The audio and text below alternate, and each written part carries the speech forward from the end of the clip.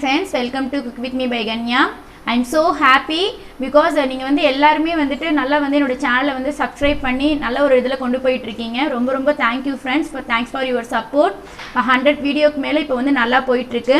So இன்றைக்கி என்ன பார்க்க போகிறோம் அப்படின்னு பார்த்தீங்கன்னா, இப்போ வந்து ஃபுல்லாக ரெய்னி சீசன்ஸாக இருக்குது. ஸோ இந்த ரெய்னி சீசன்ஸில் நிறைய பேருக்கு வந்து கோல்டு, காஃப், ஃபீவர் இந்த மாதிரிலாம் வரும். இப்போ அதுக்கு நம்ம வந்து போயிட்டு சின்ன குழந்தைங்கலேருந்து பெரியவங்க வரைக்குமே வந்து இந்த மருந்து சாப்பிடுங்க, இந்த கஷாயம் குடிங்க அப்படின்னா யாரும் குடிக்க மாட்டாங்க. ஸோ சிம்பிளாக நம்ம வந்து வீட்லேயே இதுக்கான இம்யூனிட்டி பவரை வந்து நம்ம ஏற்றிக்கிறதுக்காக இன்றைக்கி நம்ம பார்க்க போகிறது கார்லிக் ரசம், பூண்டு ரசம் தான் பார்க்க போகிறோம். ஸோ எப்படின்னு பார்க்கலாம் ஃப்ரெண்ட்ஸ். இப்போ பார்த்தீங்கன்னா இந்த பூண்டு ரசம் நம்ம யூஸ்வலாக செய்கிறது தான். ஆனால் அதில் வந்து பூண்டு கொஞ்சம் நம்ம ஜாஸ்தி சேர்த்துக்கிறதுனால, இந்த ஜீரகம், மிளகு, பூண்டு இதெல்லாம் வந்து நம்ம ஜாஸ்தி சேர்த்துக்கிறதுனால நம்மளுடைய பாடிக்கு வந்து இம்யூனிட்டி பவர் வந்து நமக்கு கொஞ்சம் ஜாஸ்தியாக கிடைக்கும். ஸோ இப்போ இதுக்கு என்னென்னு பார்த்தீங்கன்னா, ஃபஸ்ட்டு நான் வந்து பூண்டு, ஜீரக, மிளகு, பூண்டு வந்து பேஸ்ட்டாக அரைச்சி வச்சுருக்கேன். அது என்னென்னு உங்களுக்கு நான் சொல்லிடுறேன். இதில் பார்த்தீங்கன்னா 1 டேபிள் ஸ்பூன் அளவுக்கு மிளகு, 1 டேபிள் ஸ்பூன் ஜீரகம், 1 டேபிள் ஸ்பூன் துவரம் பருப்பு, ஒரு 7லேருந்து 8 பூண்டு பல் எடுத்து நான் வந்து தண்ணிலாம் எதுவுமே சேர்க்காம நல்லா இந்த மாதிரி வந்து மைய அரைச்சி வச்சுருக்கேன். இது கூட எக்ஸ்ட்ரா கொஞ்சம் நம்ம வந்து கார்னிஷ்காக வந்து இன்னும் ஒரு 7-8 பூண்டு பல் வந்து எடுத்து வச்சுருக்கேன். ஒரு லெமன் சைஸ் அளவுக்கு வந்து புளி எடுத்து புளி கரைசல் கரைச்சிருக்கேன். இதுக்கு வந்து 2 தக்காளி பழம் நல்லா சின்னதாக இருக்கிறதுனால 2 சேர்த்துருக்கேன். உங்களுக்கு 1 போதும்னா கூட 1 போதும். கொத்தமல்லி தழை. எப்போதும் போல் இதுக்கு வந்து நம்ம மஞ்சள் பொடி, சாம்பார் பொடி போட்டு செய்ய போகிறோம். அவ்வளோதான். ஸோ எப்படின்னு பார்க்கலாம். இப்போ நீ ரசத்துக்கு வந்து நான் வந்து இந்த மாதிரி ஒரு அலுமினிய பாத்திரம் வந்து எடுத்து வச்சுருக்கேன். இது கூட ஃபஸ்ட்டு வந்துட்டு இப்போ வந்து தக்காளி 2 வந்து சேர்த்துக்கிறோம். பழுத்த தக்காளி. தாளிப்பு வந்து நம்ம கடைசியாக தான் போட போகிறோம். இது கூட புளி கரைசல்.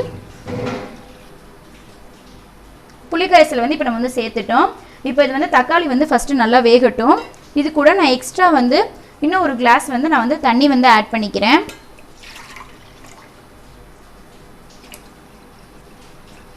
நிறைய பேர் வீட்டில் பார்த்தீங்கன்னா நிறைய பேர் வந்து எல்லாமே சமைப்பாங்க. ஆனால் எனக்கு இந்த ரசம் மட்டும் கரெக்டாக வராது அப்படின்னு வந்து சொல்லுவாங்க. ரசத்துக்கான 2 டிப்ஸ் மட்டும் தான் நான் சொல்கிறேன். ரசம் வந்து ரொம்ப கொதிக்கக்கூடாது, ஒன்று. அதே மாதிரி நம்ம போடுற வந்து பேஸ்ட் வந்து கடைசியாக தான் போடணும். இதில் எந்த விதமான மல்லித்தூள், மிளகாத்தூள் இந்த மாதிரி எதுவுமே நம்ம சேர்க்கக்கூடாது. நல்ல லிக்விடாக இருக்கணும், கெட்டியாக இருக்கக்கூடாது. பருப்பு நம்ம ஆட் பண்ணும்போதுமே கூட, பருப்பு ரசம் வைக்கும் போதுமே கூட பருப்பு தண்ணியாக தான் ஆட் பண்ணுமே தவிர பருப்பு எடுத்து நம்ம வந்து போட்டுறக்கூடாது. இதுதான் இந்த ரசத்துக்கான டிப்ஸு. ஸோ உங்களுக்கு யூஸ்ஃபுல்லாக இருக்கும்னு நினைக்கிறேன். இப்போ தக்காளி நல்லா வேகட்டும்.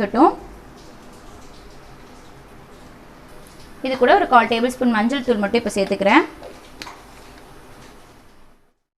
இப்போ தக்காளி வெந்துட்டு இருக்கும் போதே நான் வந்து கொஞ்சம் ஃப்ளேவருக்காக ஒரே ஒரு பிஞ்ச் மட்டும் சாம்பார் பொடி சேர்த்துக்கிறேன்.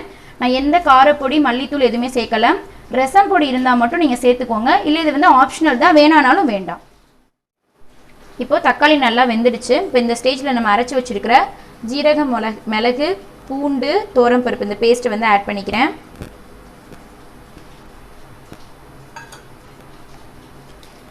இது கூட ஒரு பிஞ்ச் பெருங்காயத்தூள். கரெக்டாக இது வந்து ஒரே ஒரு கொதி மட்டும்தான் இப்போ நம்ம வந்து கொதிக்க விட போகிறோம்.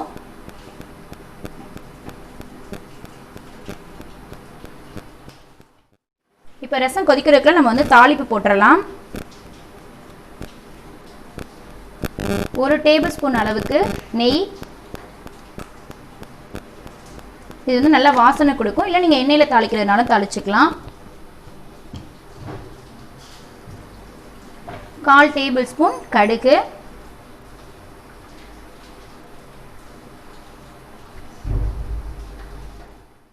இப்போ கடுகு நல்லா வெடிக்கவும் நம்ம எடுத்து வச்சிருக்கிற பூண்டு பல்லு,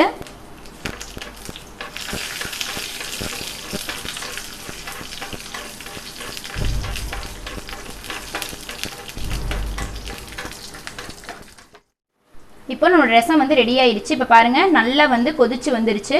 நான் வந்து அடுப்பு ஆஃப் பண்ணிட்டேன் இந்த டைமில். இப்போ இது கூட கடைசியாக கொஞ்சமாக ஒரு 1/4 டேபிள் ஸ்பூன் அளவுக்கு மட்டும் பொடிச்ச வெல்லம் ஆட் பண்ணிக்கிறேன். இது வந்து ஒரு டேஸ்ட்டுக்காக. இப்போ நம்ம எடுத்து வச்சிருக்கிற தாளிப்பை வந்து இதில் சேர்த்துக்கலாம்.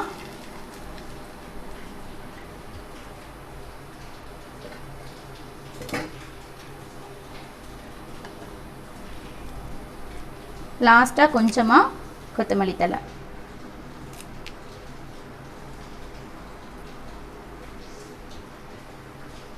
அவ்வளோதான், நம்மளுடைய ரசம் சூப்பராக ரெடி ஆயிடுச்சு. பூண்டு ரசம் தானே அப்படின்னு நீங்கள் நினைக்காதீங்க. இது வந்து வாரத்தில் 2 தடவை வந்து நீங்கள் குழந்தைங்கள்லேருந்து பெரியவங்க வரைக்கும் வந்து உங்களோட எந்த ஃபுட்டு வந்து நீங்கள் செஞ்சாலும் அது கூட இதை சேர்த்து வச்சு சாப்பிடுங்க. உங்களுக்கே நல்லா டிஃப்ரென்ஸ் தெரியும். ரொம்ப வந்து சளி இருமல்லாம் வந்து இருக்காது.